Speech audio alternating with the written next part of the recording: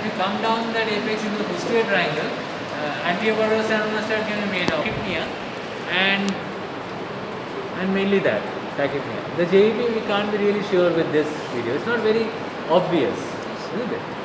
Because the carotid is also there. Any other clinical image? No other clinical? Yes, It is made? Okay, so the hand is in the parasternal area. Is that a good way to demonstrate the parasternal heel? With your fingers? The pulse. Okay. Showing let us say we have kept a pin there instead of the finger and it is getting elevated up and down. You can see the rocking motion that is suggestive of a heel, a parasternal heel, a left parasternal heel. That is where the hand is, in the left parasternal area. So left parasternal heel, yes, okay, it can be made out. So what does this suggest? Okay, let one of the interns say. The first bench intern. What? Huh? Yes. So there is the hypertrophy. What kind of problem would she be having? Yes, pulmonary arterial hypertension. And that is what Dr. Himavendu was saying, that she is having shortness of breath because of pulmonary arterial hypertension. And why has that developed? We thought because of left ventricular failure. So what was a very important ventricular failure? JB is right. Huh? Palpation, what is the localization? Where is the apex? So chronic left ventricular failure, the apex will be displaced down and out. So where is the apex?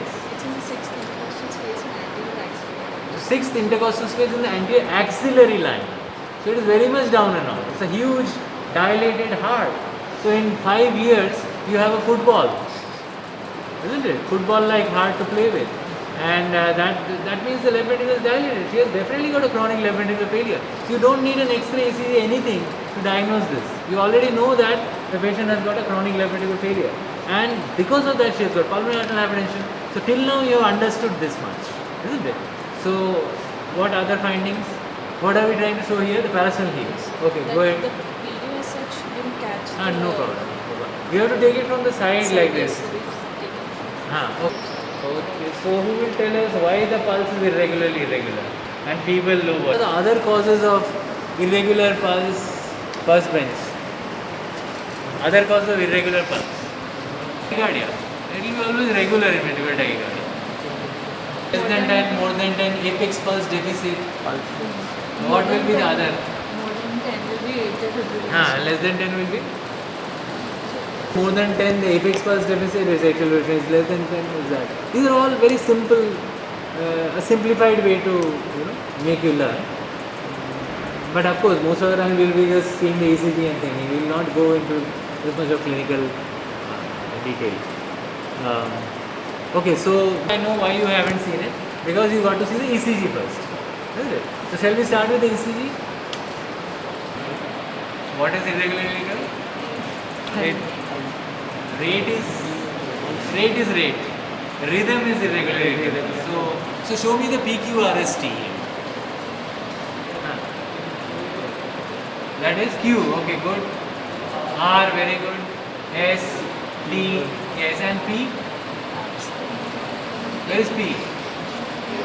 Atrial depolarization or from some place in the atria? SA node. Yeah. That means whatever is coming is not coming from the SA node. So where is it coming from? Other areas in the atria. Because you know that all the myocardial cells are themselves pacemakers, each and every cell.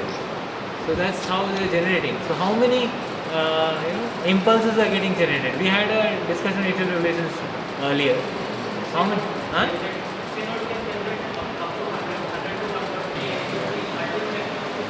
How many? Only 150 to 100 will travel.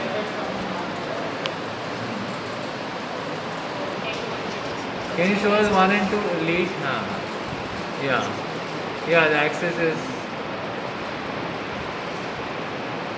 like a right axis. So the patient has a right axis deviation and poor R-way progression. So what is the reason for this?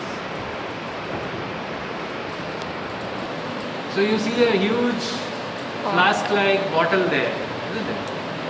So can somebody delineate the left atrium, which is the posterior most structure of the heart? So it is now superimposed. What is the anterior? Okay, let us come to two-dimensional first. What makes the right border of the heart? What makes the left border of the heart? What are the structures which makes the right border? Who is going to answer? No, we forgot him. Yeah, what are the structures which make the right border of the heart? I hope somebody is noting down the questions. Huh? Yeah, you can just visualize it, how it went, and then you can remember. Then nothing else. Then what are the structures which make the left border of the heart? Huh? In the beginning only pulmonary artery. Aortic knuckle, yes. And after the aortic knuckle, there is supposed to be concavity. What are you seeing there? Are you seeing a concavity there? There's a huge hump there, isn't it? Convexity. So what is that due to? That is the pulmonary artery. Isn't it? The main pulmonary trunk, which is very much prominent there. What is the next thing to come in the left heart border? Left atrial appendage, yes. And after that, that is also quite prominent and big. After that, is the left ventricle. So that also you can see here. So everything is very prominent. The pulmonary arteries are very prominent. So it indicates that there is a pulmonary artery dilatation. And because of this, you can see that after aortic knuckle, there is no concavity. It appears almost like a straight heart, isn't it? Straightening of the left border, also called mitralization. Now, one thing, can you look at the right border and look at which is the right atrium, which is the left atrium? Can you see the left atrium also? It is the posterior structure of the heart. So, right atrium in the right border and right ventricle in the lower border. And left atrium is the posterior structure.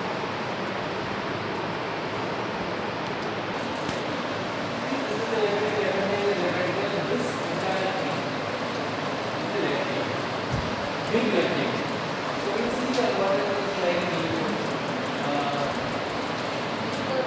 this angle, you can see the right border. You have to even see the left border of it. And it won't come That's till what the I was base of the showing you. heart. Even if it is completely attached, it won't come till the base of the heart. So it has to Where is the base of the heart? till So, the okay, I didn't show.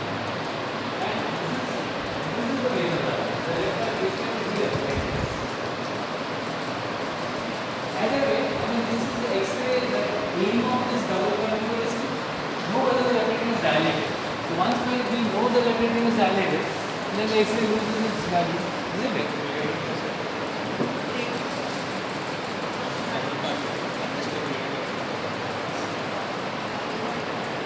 Oh, we are not science here. So somebody will have to tell us, somebody will have to sing it first. And who is going to sing that? Then you won't have a rough coming in first. It will just fattatro, like that. So what is this here you are hearing? in my area, I could hear a soft instrument followed by A man. a Yeah, followed by a sound. So what is the sound like? Make the sound of soft S1 and that sound, which is a musical sound. So okay, say lub dub, that's a normal. So you're not hearing lub dub here. What are you hearing? There's a soft instrument and there's Yeah, but not that word which you get. It's like tum dub, tum dub, tum dub. Yeah, yeah, but you think in matter area that tum is not here? It is like, so you could only hear, no, the tum is not loud as much. The tum is the musical murmur. It's not S1. It is the musical murmur. S1 you cannot separate. Because whenever the valve is supposed to close and cause S1, it is not happening S1 because the valve is not closing. And this blood which is supposed to go, it is going away.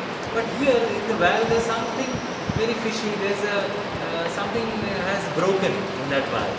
You know, and maybe one strand has come out and it's producing a very high frequency sound. So it is like a tambour effect. Flail, yeah, flail. The one fiber is like a violin it has become. So it is producing tum dum, which Radha thought was the first heart sound. Actually that is the mark.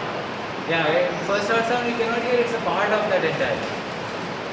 So that is what we are hearing. If you put your stethoscope, you will be able to hear this musical number. Tum dum, tum dum, tum dum. Nothing like that. Okay, so let's look at the echo. Because I want to find out what is view. And yes, you can see the mitral valve very well. In fact, the mitral valve is jeopardized. Looks like a rheumatic to me. Now, what is telling us that the mitral valve has been affected by rheumatic? We have to really look at the mitral valve.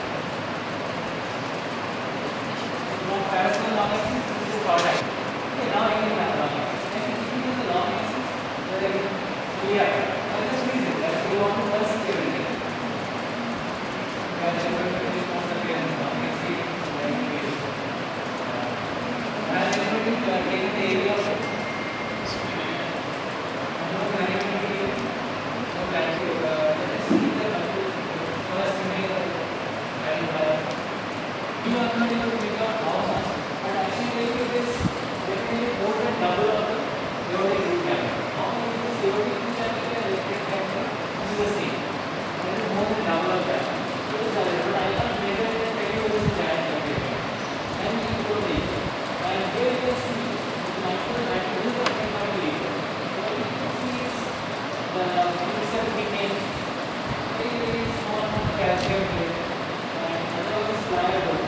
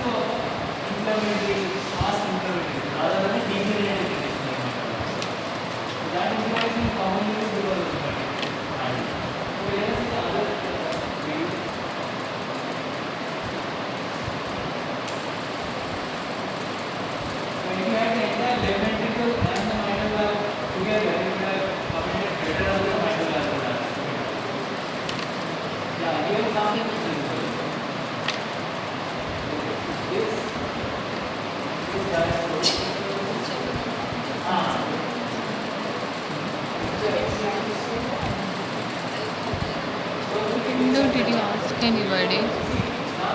नया था मेरा और storage full हो गया था।